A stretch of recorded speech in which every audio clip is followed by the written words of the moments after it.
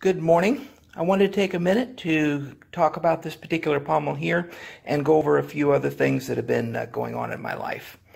Back in the day when I was making swords for sale, I went through a whole lot of hardware. People would send me stuff, I would buy stuff, and one of the things that always bugged me was that the pommels that were in use were not heavy enough. Most of the pommels that I saw were actually cast aluminum, and made them very, very light. This guy particular here is 10.3 ounces, so one of the heavier pommels out there. It's also got a nice indent about the size of a quarter for installing any kind of a decorative thing. The other thing I like about this is that it has a non-round mounting hole so that it won't spin. Now, on my last video, I had made this guy here, as you may remember. I took a piece of munitions grade arms basic waster and carved it down. And one of the things I had to do is when I installed the handle, I had to trim this down a little bit, sand it down. And I had mentioned this to be actually a positive thing because it gave it a really nice tight fit. However, when this was made, I ran into a little bit of a problem, and that problem's down here.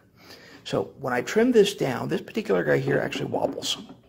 And it's a problem that does not happen when it's on a standard unmodified munitions grade arms basic waster.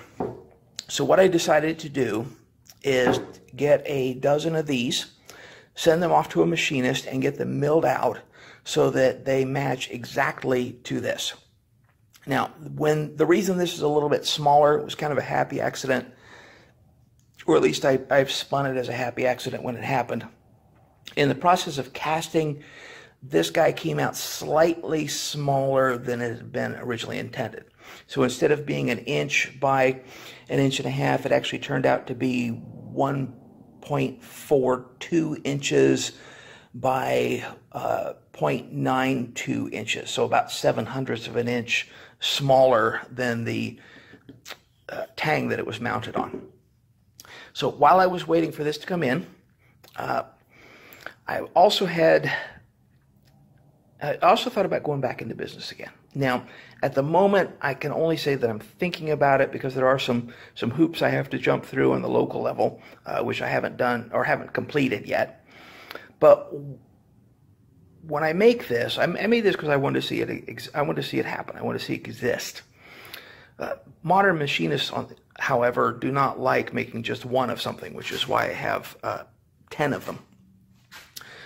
And while I was waiting for this to come in, I also got up with some people that I hadn't been in contact with in quite some time and had these two guys made. People who've done business with me before will recognize the Musashi Suba and the early period crossguard. This particular guy here, matter of fact, both these guys here, use the rule that a gauntlet is included when determining whether a crossguard is legal. So this guy here, if it's up against a gauntlet, it will not penetrate a helmet. So it is perfectly suitable on a sword, but not something that I would necessarily put on a pole arm without swinging in the air. I've also been in contact with a guy who did some wood turning for me and have some gladii coming in, or the gladius handles. And this is actually the crossguard for the gladius, so I'm going to have several of those. That's going to be maybe a few weeks before this come in. I've also got some other pieces like rondelle, crossguard, and pommels, and taping forks, which I had from back in the old days.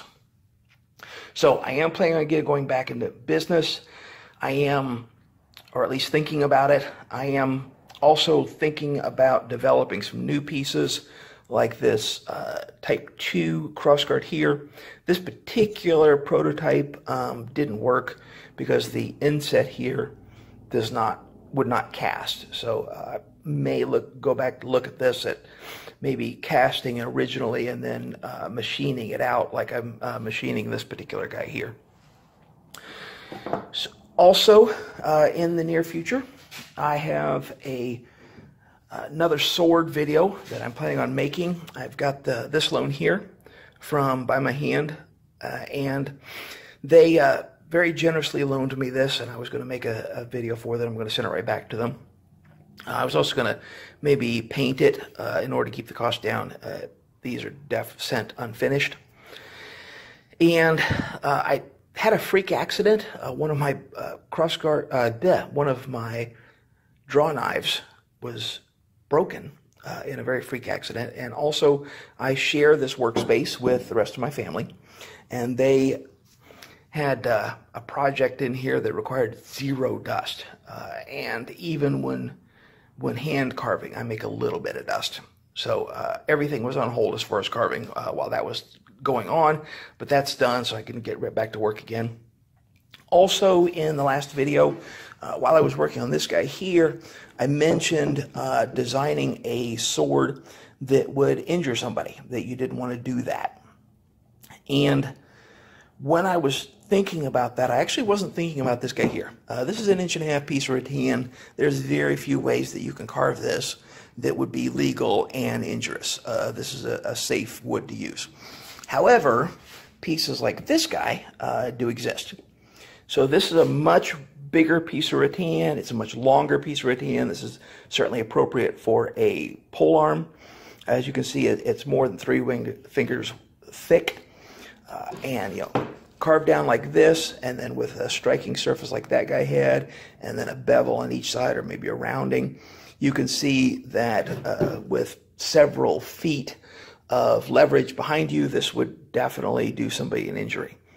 I originally got this piece just to see if I could make something like this, and then about halfway through, I decided that I really didn't want to make something that I had to hold myself back to use, and it would be much better to just leave it sitting aside until I came up with a use for it that would be safe and that I would be comfortable using on the list field. So that's what I've been doing, and just want to let everybody know early in the morning. So just a quick note, I'm probably not going to edit this at all. So apologies in advance for my little ums and uhs and everything else, but just wanted to give you a heads up. Bye.